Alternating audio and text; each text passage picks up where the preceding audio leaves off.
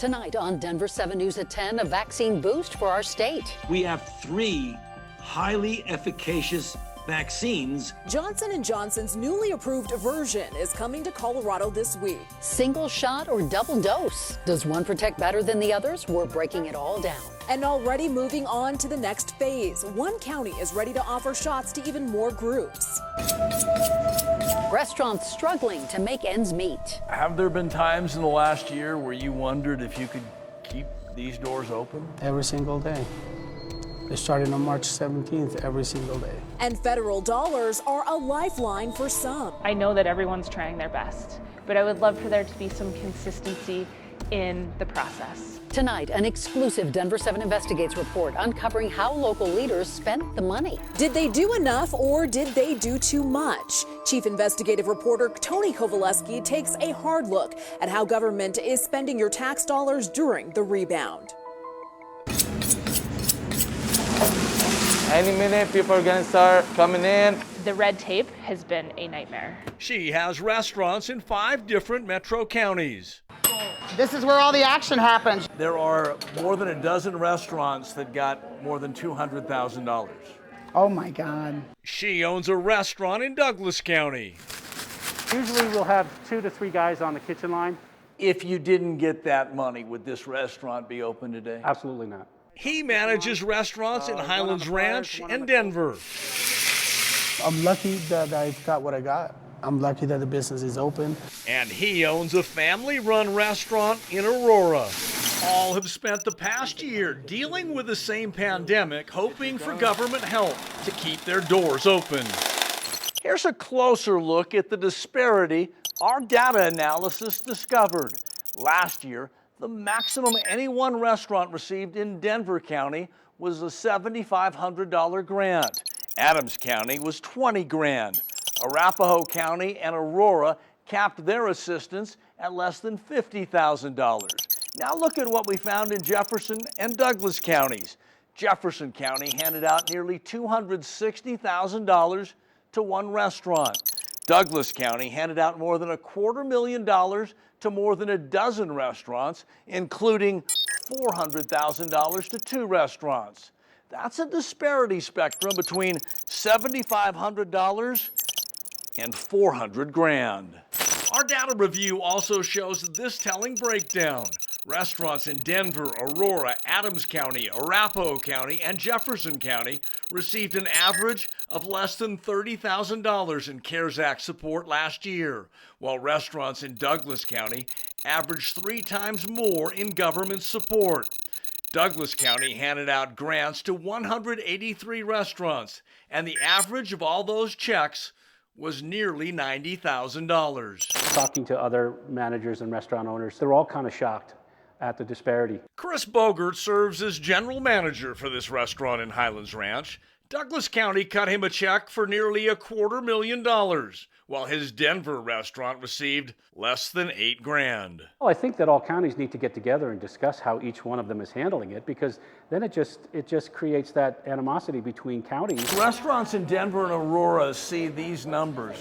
How do you think they're going to react? Well, they're going to be upset. There's another word I almost used, but I have to remember I'm on TV. Lucinda Crane's Lone Tree restaurant also got a check from Douglas County dollars. Commissioners in the county created a formula to help restaurants based on a percentage of losses comparing 2020 revenue to the prior year. What do you say to the Douglas County Commissioners? Can I look at the camera and say it? Sure. Thank you. Thank you, thank you, thank you. What do you say to criticism that you guys gave too much to businesses and restaurants? I'm not looking forward to people comparing us to others. Douglas County is unique. When you look at these numbers, are you comfortable you did the right thing? 100%.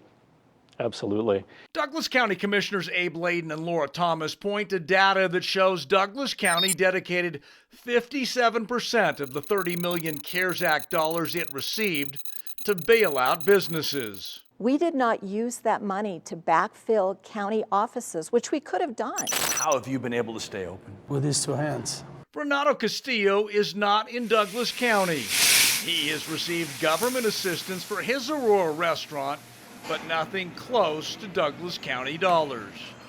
Is there a part of you that wishes you would have got a $200,000 grant that you didn't have to pay back? I think there wouldn't be any person in this planet that wouldn't like $200,000 for free. There is no playbook, and unfortunately, sometimes it isn't necessarily as smooth as we'd like. The story from Aurora's deputy city manager is consistent with what we've heard from other cities and counties outside of Douglas County. Is it possible to make everybody happy? Unfortunately, it is not. We tried our best to create a system that was equitable. Surprised by what we found? But I did not realize that there were some people that were getting, close to $500,000. I'm jealous. Laura McGinley has fought to keep doors open and employees with paychecks at 7 restaurants in 5 counties. I'd love for the people that see this segment to understand the challenges that we're going through and to fight for us. This industry in Colorado alone has lost $3 billion. She's the president and CEO of the Colorado Restaurant Association. Is there part of you that's scratching your head and going, how can this difference be so significant? Restaurants need help, and we're really hopeful that legislators and regulators will be really taking a hard look this year at what they can do to help the restaurant industry. So while elected leaders consider how they will hand out future CARES Act dollars, consider this. A recent survey by the Colorado Restaurant Association found 50% of its members believe they will seriously have to consider permanently closing their doors in the next 6 months if dramatic changes don't occur in the regulations they face and the support they receive. I'm Chief Investigative Reporter Tony Kowaleski. Tony, thank you. And you might be wondering, how did other counties spend their CARES Act dollars? We're digging for answers, and we'll let you know what we uncover. If you have a tip you'd like Denver7 to investigate, reach out. Contact 7 at thedenverchannel.com.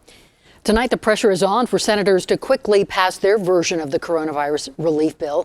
Pandemic unemployment benefits will expire in less than 2 weeks if they don't act. Now, the Senate plan will not include a $15 per hour federal minimum wage passed in the House version.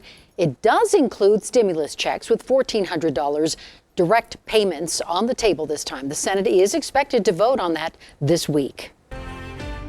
Good news in Colorado's battle to contain the coronavirus. State health staff say 88% of people living in care facilities and 66% of staff who work there already received the vaccine. It matters because many of the most vulnerable Coloradans live in our state's care homes. And a third version of the coronavirus vaccine is on its way to Colorado. Johnson & Johnson's vaccine received emergency approval over the weekend. More than 45,000 doses will arrive in Colorado this week. And with 3 vaccine options, you might be wondering which shot is right for me. As Denver7's CB Cotton reports, healthcare workers say some of the numbers you read might not tell you the whole story. The subject lines and the sentences that follow say it all. People have lots of questions about the latest Johnson & Johnson vaccine, and Denver7 went to health providers for answers. The more that information comes out, the faster we can all get back to normal. According to the FDA, the single-dose shot has an efficacy rate of around 72% in the U.S. Dr. Ross Kettle of CU Anschutz says despite headlines focused on the lower efficacy rate, the Johnson & Johnson vaccine will provide protection from COVID-19. It's still at an efficacy that any vaccinologist would be overjoyed to see. Although it's not Moderna or Pfizer's 95% efficacy. But doctors say focus on this. The vaccine's effectiveness at preventing severe disease is around 86%. During the vaccine trial, there were no individuals who had a severe enough case of the virus to end up in the hospital or on a ventilator. Plus, there's some strong evidence that it's has some good efficacy against these variants. Keep in mind, unlike the Pfizer and Moderna vaccines, the Johnson & Johnson vaccine was tested at a time when variants were present.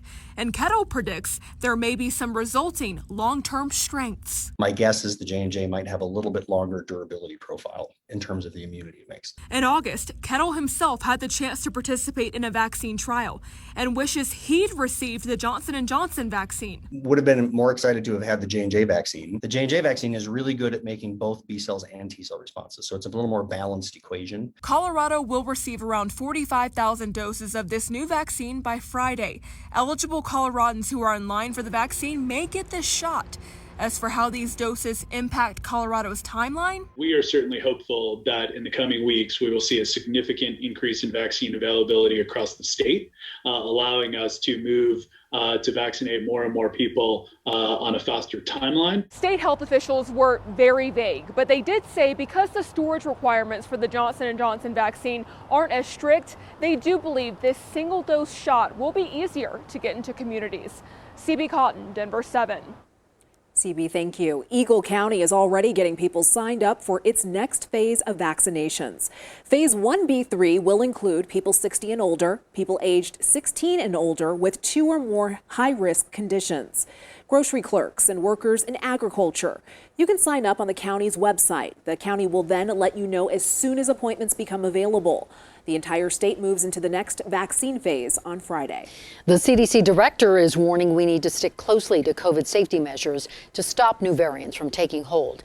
Across the nation, new infections are on the rise, with about 2% more just in the last week. And it's part of the reason why Dr. Anthony Fauci is urging anyone who is immunocompromised to get vaccinated right away.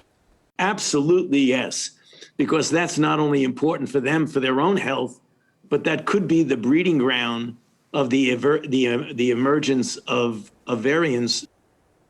Denver plans to spend roughly $10 million on hotel and motel rooms for the homeless through at least June. The decision was made at tonight's city council meeting. The city currently rents more than 800 rooms across 6 hotels in the city. Most of the rooms will be for people aged 65 and older or with health conditions that put them at higher risk from COVID. Just miss hearing his voice. Left for dead in broad daylight. I just wish I would have been here to save my baby. 7 years after someone stabbed her son to death, an Aurora mom is still grieving and still searching for answers. You took my child away from me, and I hope and pray somebody come forward. Nice mild start the month of March, but coming up in the 7-day, a bunch of days in the 60s.